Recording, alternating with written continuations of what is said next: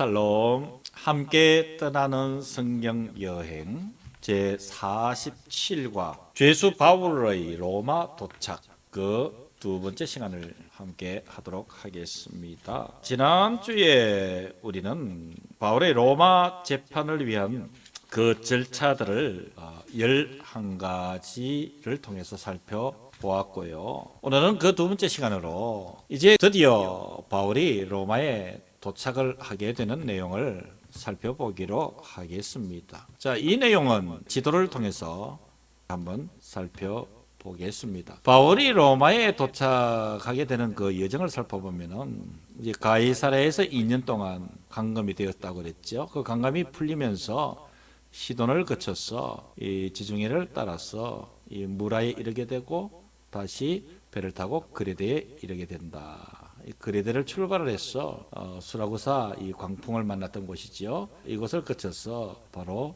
이 로마로 향해서 여기에 도착하는 이 여정 구체적으로 한번 살펴보기로 하겠습니다. 먼저 이 사도 바울은 로마 시민이라고 했습니다. 그래서 로마 황제에게 재판을 청구할 수 있는 권한이 있는 것이지요. 자, 이 권한에 의해서 사도 바울은 로마에 도착하게 되며 어떻게 보면 바울의 마지막 생애의 여정이라고 볼 수가 있는 것이죠. 이렇게 죄인의 신분으로 로마에 잡혀갔지만 그 가슴 속에는 복음이 들려져 있고 이 복음을 전하게 하시는 하나님의 뜻을 함께 가지고 떠난 길이다, 그렇게 볼 수가 있습니다. 두 번째는 사도행전 27장에 보시면 바울은 죄수 이송선을 타고 다른 죄인들과 함께 로마로 압송하게 됩니다. 이때 이들을 인도했던 군인이 백부장 율리오라는 사람 기억하시면 좋겠고요. 이렇게 죄수 이송선을 타고 로마로 압송되어 가던 중에 잘 아시는 유라굴로라는 광풍을 만나서 이 배가 파손하게 되지요. 이때 죄수를 죽이려는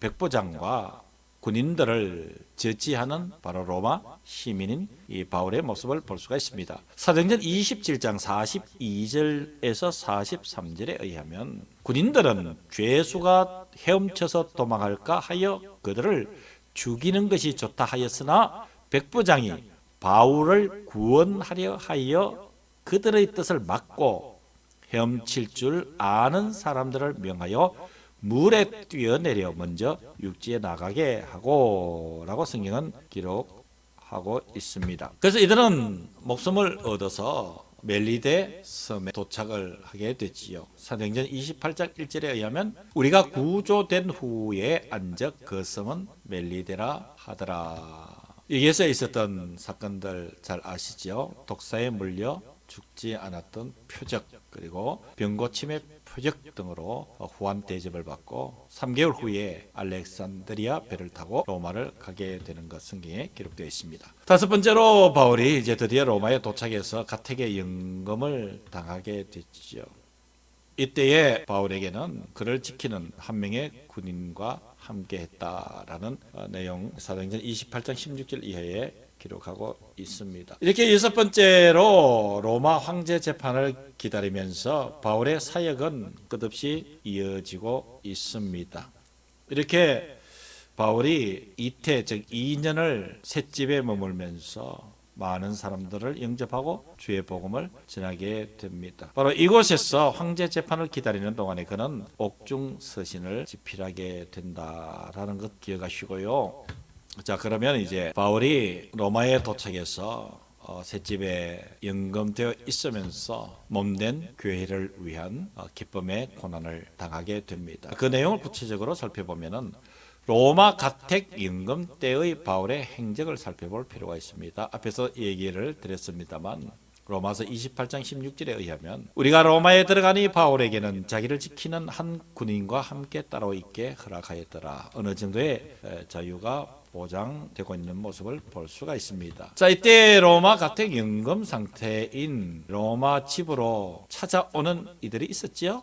그들에게 복음을 전파를 하게 됩니다. 사도행전 28장 30절에서 31절에 의하면 바울이 온 이태를 자기 셋집에 머물면서 자기에게 오는 사람을 다 영접하고 하나님의 나라를 전파하며 주 예수 그리스도에 관한 모든 것을 담대하게 거침없이 가르쳤더라. 이런 내용과 함께 사도 바울이 가택연금을 당해 있으면서 로마 황제 재판을 기다린다라고 여러분 누차 말씀을 드렸죠. 이 로마에서의 가택연금 때에 옥중서신을 집필하게 됩니다.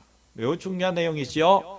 옥중서신을 집필했다. 즉 감옥에서 사유가 없는 그 상태에서도 서신을 집필했다. 그것이 4개의 성경입니다. 바로 에베소 교회에게 보낸 편지인 에베소서를 집필했고요. 빌립보 교회에 보내는 편지인 빌립보서를 집필을 했습니다.